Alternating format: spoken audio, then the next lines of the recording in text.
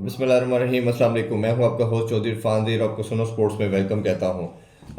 आज की वीडियो में हम बात करेंगे पाकिस्तानी स्क्वाड जो वेस्ट इंडीज़ के अगेंस्ट टेस्ट सीरीज़ के लिए अनाउंस किया गया, उस हवाले से डिस्कशन करेंगे। और 17 से ये टेस्ट सीरीज़ का आगाज़ हो रहा है मुल्तान में। दोनों टेस्ट मैच मुल्तान में खेले जाएंगे। पहले कराची में था, ओबियसली तो लॉजिस्टिक पॉइंट ऑफ व्यू से जो रेनोवेशन का काम जारी है उसकी वजह से इसको शिफ्ट किया गया है मुल्तान में। स्क्वाड के वाले से बात करें जी, शान मसूद के लिए एक और अपॉर्चुनिटी, एक और गो, वो एज ए कैप्टन होंगे। साउथ शकील जो है वो वाइस कैप्टन के तौर पे हमें नज़र आएंगे। इंक्लूजन 7 चेंजिंग की गई हैं बेसिकली, उस पर बात कर लेते हैं। ओपनर आपके अब्दुल्ला शफीक और साइम अयूब थे। साइम अयूब हम सब जानते हैं एंकल के फ्रैक्चर की वजह से, इंजरी के बायस वो इस सीरीज़ का पार्ट नहीं है, और ओबियसली आगे भी जो सीरीज़ है उसका पार्ट भी नहीं होगा। बट इंपॉर्टेंटली ये देखना है कि चैंपियन ट्रॉफी के लिए अवेलेबल होंगे कि नहीं। मुझे कहीं ना कहीं लगता है कि अब्दुल्ला शफीक को इसका पार्ट होना चाहिए था। अब्दुल्ला शफीक के साथ थोड़ा सा अनजस्टिफाइड है, उनकी जो बुरी परफॉर्मेंस थी वो ओडीआई में थी, तो टेस्ट पे बाहर करना तो बिल्कुल एक अनजस्टिफाइड लगता है। और आपने शायद उनको मोमेंटम प्रोवाइड करना था, कुछ एक अपॉर्चुनिटी देनी थी इस चीज़ के लिहाज से कि वो आगे जा सकते हैं, बट वो डिसीजन नहीं किया गया। दूसरी बात अगर मैं करूँ तो आपको जो ओपनर सेलेक्ट किया गया, मामूल हक को अपॉर्चुनिटी दी गई एज ए ओपनर, अच्छा है, थर्ली डिज़र्व करते थे। वो काफ़ी अरसे से डोमेस्टिक में भी रन किए, इंटरनेशनल में भी उनकी एवरेजेस बहुत अच्छी हैं। तो मेरा ख्याल है कि वो एक बिल्कुल राइट इंक्लूजन है। फिर इसी तरह अगर देखें तो बाबर दोबारा से पाकिस्तान में लास्ट सीरीज़ जो हुई थी इंग्लैंड अगेंस्ट, उनको रस्ट तरीके से बाबर आजम है, इमामुल हक का मैंने जिक्र कर दिया, कामरान गुलाम है, सलमान अली आगा हैं, साउथ शकील जो है वाइस कैप्टन आपके, वो भी आपका पार्ट होंगे। फर्दर जो चेंजिंग की गई, एक रुहेल नज़ीर को बड़े टाइम के बाद टीम का पार्ट रखा गया as reserve keeper. Mohammad Rizwan obviously हैं टीम का पार्ट, वो मेन कीपर हैं। जो सीबुल्ला थे उनको इंजरी हुई, और इंजरी के बाद वो इस दफ़ा स्क्वाड का पार्ट नहीं है, तो रोहेल को चांस दिया गया है। इसी तरह नुमान है, साजिद की इंक्लूजन हुई है। मैंने पहले भी अपनी 2 दिन पहले जो वीडियो में या शो में बात की थी कि साजिद वापस आएंगे, क्योंकि अब्बास और नसीम शाह दोनों को रेस्ट दिया गया। शाहीन तो हमें लग रहा था कि वो इस चैंपियन ट्रॉफी तक नहीं खिलाएंगे, ताकि वो सेव किया जा रहा है, प्रिजर्व किया जा रहा है। और इसमें भी यही हुआ कि नुमान और साजिद का पेयर जो है, हमने देखा कि वो बड़ा सक्सेसफुल था, दोनों ने 39 आउट किए।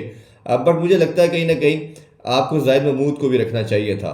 अबरार को आपने ज़रूर सेलेक्ट किया है, स्क्वाड का पार्ट रखा, बट अबरार रिसेंटली सारी वाइट बॉल क्रिकेट खेला है, और जाहिद महमूद आपकी लास्ट सीरीज जो पाकिस्तान में हुई उसमें पार्ट था, और रीज़नेबल बॉलिंग की उन्होंने। तो मेरा ख्याल है कि थोड़ा सा उनके साथ भी अनजस्टिफाई किया गया कि किस रीज़न पे आपने उनको बाहर किया। ये वो ओबियसली वो भी सोच रहे होंगे कि आप जो विनिंग टीम का पार्ट थे, हालांकि आल्दो मैंने इस तरह कहा कि एक विकेट ली, बट बड़ा वाइटल विकेट थी और बड़ा क्रूशल उन्होंने टाइम के ऊपर चीज़ों को, पाकिस्तान को स्पेल में अपना रोल प्ले करके दिया। तो ये 2 इंक्लूजन थी। इसी तरह सलमान अली आगा भी मिडिल ऑर्डर में नज़र आएंगे। काशिफ अली को ऐड किया गया है। जैसा मैंने कहा कि आपने आमिर जमाल की एक इंक्लूजन थी, उनको भी इस दफ़ा रेस्ट दिया गया, या ड्रॉप का कहना चाहिए, ड्रॉप किया गया। शायद उनकी बॉलिंग और बैटिंग में जो परफॉर्मेंसेस हम एक्सपेक्ट कर रहे थे वो नहीं थी। एक और नाम इंक्लूड किया गया, मोहम्मद खुरैरा। मैं हमेशा कहता हूँ बड़ा ज़बरदस्त टैलेंट है। शायद आपकी जितनी ये यंग लॉट है साइम के बाद, साइम तो ऑब्वियसली आप मेच्योर हो चुके हैं, पाकिस्तान टीम का परमानेंट फीचर हैं, ऐसे बच्चे जो टीम में नहीं आए, जब कामरान गुलाम का नाम लिया जा रहा था तो मैं खुरैरा को भी मैं उसी तरह रेट कर रहा था। ये एक ऐसा प्लेयर है जिसके अंदर पूरा कंप्लीट एक पोटेंशियल है तीनों फॉर्मेट खेलने का, बिल्कुल जस्ट लाइक साइम। आप उसको कैसे मैन्युफैक्चर करके आगे लेके चलते हैं, ग्रूम करते हैं, ये मैटर करता है। तो हरेरा को भी इस स्क्वाड में पहले भी रखा गया था इनको 2-3 सीरीज में, बट अभी ये प्लेइंग 11 का पार्ट नहीं बने। बट मेरा ख्याल है कि this is the golden time to give the opportunity to youngster. आप ऐसे बना सकते हैं अपनी, जिस तरह आपने कामरान गुलाम को डेब्यू कराया पाकिस्तान में, उसको अपॉर्चुनिटी दी, कॉन्फिडेंस दिया, तो आप हुरैरा को भी एज ए ओपनर जरूर ट्राई करना चाहेंगे। बट अभी जो लास्ट स्क्वाड है, मुझे उसको देखते हुए लगता है कि शायद इमाम खेल पाएंगे, इनको इस तरह प्लेइंग 11 का पार्ट ना रखा जाए। तो ये ओवरऑल कंप्लीट हमारा स्क्वाड था, 15 प्लेयर जो 2-3, और मोहम्मद अली लास्ट इंक्लूजन की अगर बात करूँ तो मोहम्मद अली को भी टीम में रखा गया। मैंने बहुत बात की थी मोहम्मद अली के बारे में कि ये एक ऐसा यूटिलिटी बॉलर है जो विकेट लेके देता है, आपको ब्रेक थ्रू देता है। लेकिन मैं अभी भी ये बात ज़रूर कहूँगा कि मोहम्मद अली की जो यूटिलिटी है वो T20 और ओडीआई में ज़्यादा है, कंसिडरिंग दैट कि वो टेस्ट में उनको रखा जाए। बट ये टीम मैनेजमेंट और थिंक टैंक का ये डिसीजन है, उस पर हम ज़्यादा बात कर नहीं सकते, बट मेरा कंसर्न ये है कि अगर वो ऐसी फ्लैट प्लेसड विकेट पे जो स्पिनर को मदद देती है उसको खिला भी लेते हैं, दो एक फास्ट बॉलर के अलावा मुझे नहीं लगता कि आप इसको खिलाएंगे। और खुरम शहजाद भी आपकी टीम का पार्ट है, तो किन में मीर हमज़ा को भी बिल्कुल अपने जो एक्सक्लूड किया गया है।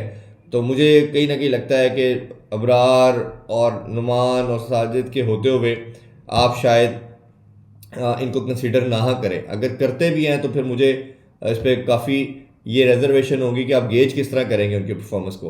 तो ये हमने 7 प्लेयर जिनको रेस्ट दे के इंक्लूड किया, उन सब पे बात की। और फिर ओबियसली 17 को पहला मैच खेला जाएगा, और आपको कोशिश करेंगे फर्दर भी तमाम अपडेट के हवाले से गाइड करते रहें और तमाम चीज़ें शेयर करते रहें। अभी आपसे इजाज़त चाहेंगे। अल्लाह हाफिज़। पाकिस्तान जिंदाबाद।